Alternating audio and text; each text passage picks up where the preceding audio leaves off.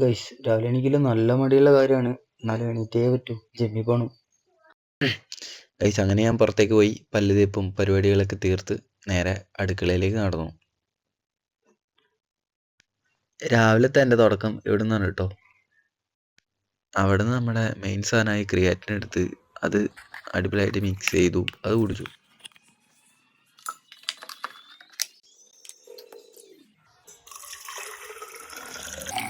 എന്നിട്ട് ബാഗും ഹെൽമെറ്റൊക്കെ എടുത്ത് നേരെ ജിമ്മിലേക്ക്.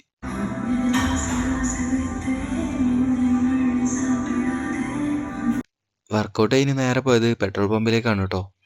നോക്കുമ്പോൾ ബൈക്കിലൊക്കെ ഫുള്ള് ചെളിയായിരുന്നു. എന്നിട്ട് അവിടെ നിന്ന് നേരെ ബൈക്കും എടുത്ത് നേരെ വീട്ടിലേക്ക് വിട്ടു. വീട്ടിൽ പോയിട്ട് നമ്മുടെ ഫസ്റ്റ് പരിപാടി ബ്രേക്ക്ഫാസ്റ്റ് ആണ് കേട്ടോ.